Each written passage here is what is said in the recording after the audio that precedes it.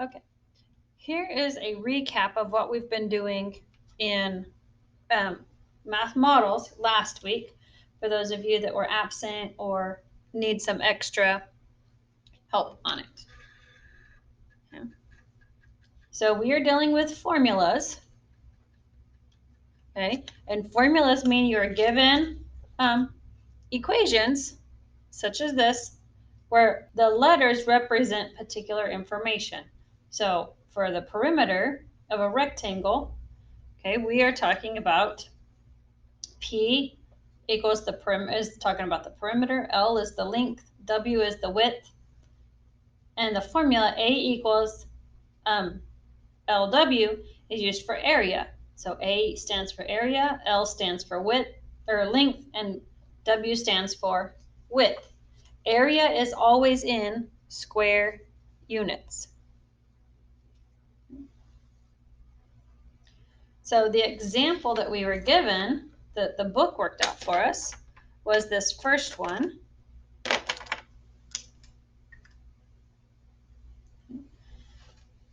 Where the perimeter is solved for the rectangle that is 4 feet by 8 feet.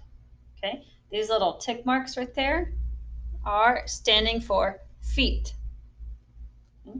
So notice they've labeled them over here. Okay, 4 feet wide, 8 feet long. So the perimeter, we've got two sides that are 4 feet and two sides that are 8 feet. So 4 plus 8 plus 4 plus 8 is one way to do it. Or because we know we have two 4s, we can multiply that by 2. Okay, and because we have two 8s, we can multiply that by 2. So we get 24 feet for the perimeter. Now, the area is length times width, and they have to be connected by a corner. They have to be adjacent to each other to use those numbers. So 4 times 8 gives us our area, which is 32 square feet. So that's what we would use for that example. And down here in this first problem that we're given, okay, plot the ground that measures 32 feet by 24 feet. So it's just a rectangle as well. Okay, it doesn't really matter which side is which. The short side is 24, the long side is 32. So we know that if the short sides are 24, then this is also 24, and this is also 32. Okay, so 24 plus 32 plus 24 plus 32 is what we would have here, or 24 times 2, which is 48, and 32 times 2 is 64.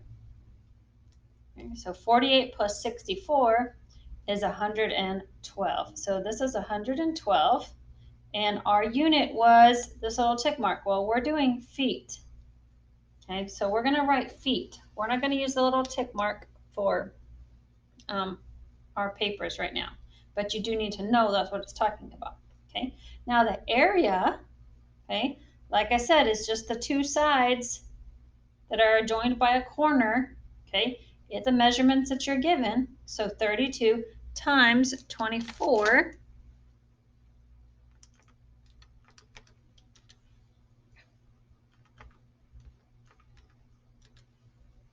is 768, and this is feet squared. Okay, so be sure you put a space when you put it into go formative, a space between your number and your unit. Okay, make sure you have a squared if you're talking about area. Okay, that will help you with this part 1 paper. Okay. Some of the part 1 questions that that students had problems with were in this part down here on this next page. And down here, what happened is people forgot about this 3 feet that got left out. Okay, so notice that it's the length times the width, okay, or the two lengths. These are both 12. This is still 20 all the way across. However, you have to subtract the 3. Okay, so you would subtract the 3 in order to get your answer here. So go ahead and use 20 plus 20 plus 12 plus 12, then subtract 3 when you're talking about the perimeter. Now for the area, that doesn't matter if there's a gate there or not. The area is going to be 12 by 20. Once you get that, then here's your formula for square yards. You're going to take your square feet, divide it by 9 to get your square yards. On this one, this is really where the trouble was happening. Okay, 26 feet 6 inches does not equal, okay, does not equal 24.6. This is wrong. Okay, 6 inches is 6 inches out of 12 inches for a foot. Move my, oops. Okay, so 24.6 is not correct. Okay, when I'm talking about 24 feet 6 inches. 6 inches is not 0.6. There's more than 10 inches in a foot. There are 12 inches in a foot. So 6 inches out of 12 inches is 1/2. Okay, so 1/2 of a foot is the same as 0.5. So 24 feet, so the number we should be using here for the length is 24 feet 5, 24.5. Okay, right here for the 3 inches, again, this is not 14.3. That is wrong.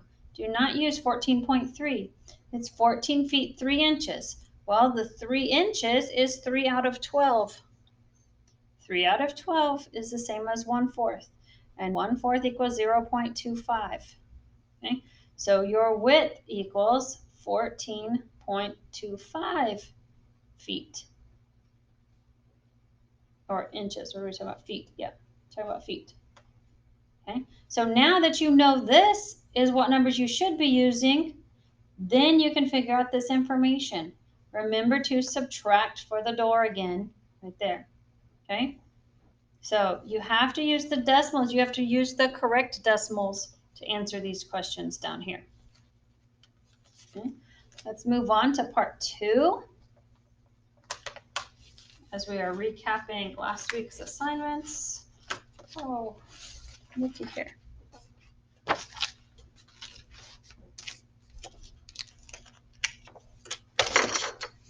Okay. Part 2.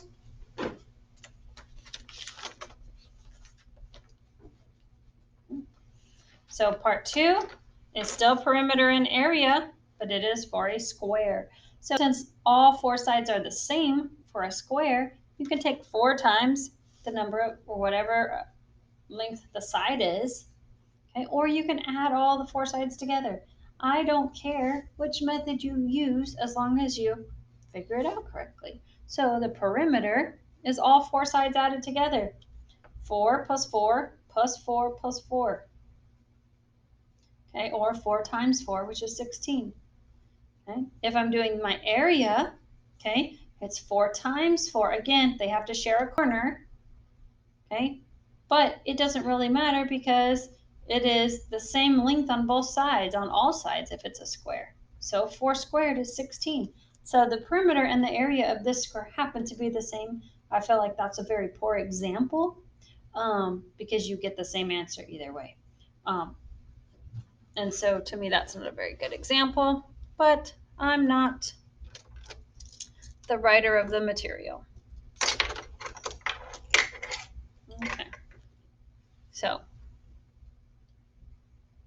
So now let's look at problem number 1 here. I helped them set this one up in class. Okay. So here, okay, this says the sheet metal worker is cutting a pattern from the large piece of sheet metal. The pattern is square. So the pattern is square and measures 15 inches on each side. Okay, that's what is being cut out right here. That's what's being illustrated. The pattern is cut from a piece of material that measures 4 feet by 12 feet. How many square inches? Keyword there, square inches. Okay. So we cannot use 12 feet and 14 feet. We have to multiply that by 12 to get it in inches. Okay, must be in inches. And there are 12 inches equals 1 foot. Okay. So we have to multiply those by 12. So now after I do my math, okay, 12 times 12 means that this side is 44 inches. 4 times 12 means that this side is 48 inches. Okay.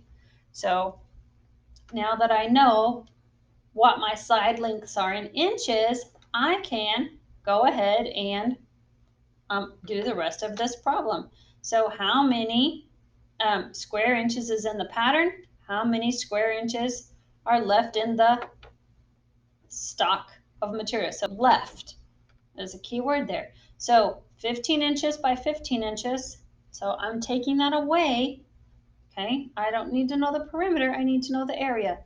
So 15 times 15, or 15 squared, is 225 inches squared. Okay. Now, I've got to do, to get the area of this big one, I've got to do 144 times 48, okay? And then I have to minus the 225 that I got because I'm taking this part away. I'm cutting it off. So 144 times 48 is 6,912. But I have to subtract because I'm looking at what's left after that pattern gets taken out. So minus 225. So this is 6,687 inches squared. Okay. So now you should be able to do these. They're more straightforward. Okay, just make sure you use perimeter when it calls for perimeter, area when it calls for area. Okay. Now let's look at part 3.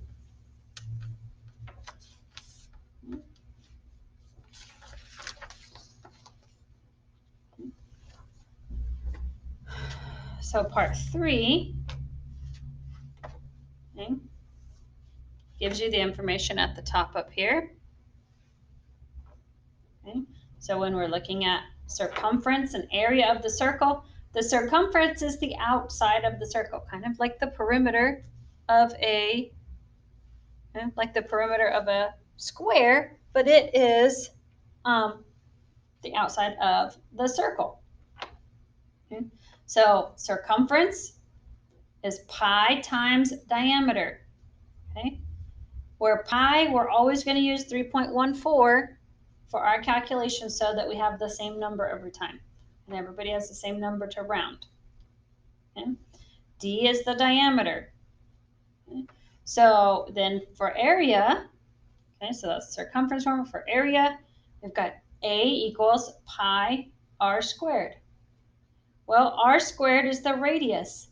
The radius, this is important information to remember. Radius is 1/2 the diameter. So r equals d divided by 2. Okay, the diameter divided by 2 in order to work these problems. If you need to know what the radius is, you have to divide your diameter by 2 if that's what it gives you. So here we are. Okay, find the circumference of a circle with a diameter of 10 inches. Well, that's fine for the circumference. I need the diameter. So I'm going to do pi. So circumference equals pi times 10. Okay, I'm going to use 3.14 times 10. So I know that this is 31.4 inches. And I'm only looking for the circumference. So it's the part around, and I didn't go up on that for you guys. I'm sorry. So c equals pi times 10. So I did that, and here's what I get. Okay. Now if I need the area for that circle, okay, I'm only given the diameter. So I know for the area, I need pi r squared. And I don't have r, I have d. So r equals 10 divided by 2, because it's my diameter divided by 2, which is 5. So now I can do this problem because I have my r. So a equals 3.14 times 5 squared. So we have 3.14 times 5 squared, or times 25, is 78.5 inches. And that's how you're going to do these problems.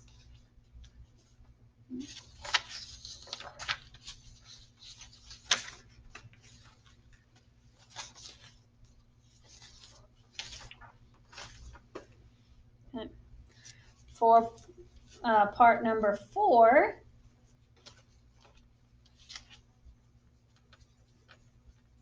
okay, part number 4, okay, is volume of a four-sided figure. Okay? So the volume of a four-sided figure, to me it's six-sided, but anyway, of some kind of a cube, okay, rectangular prism shape, okay, is length times width times height.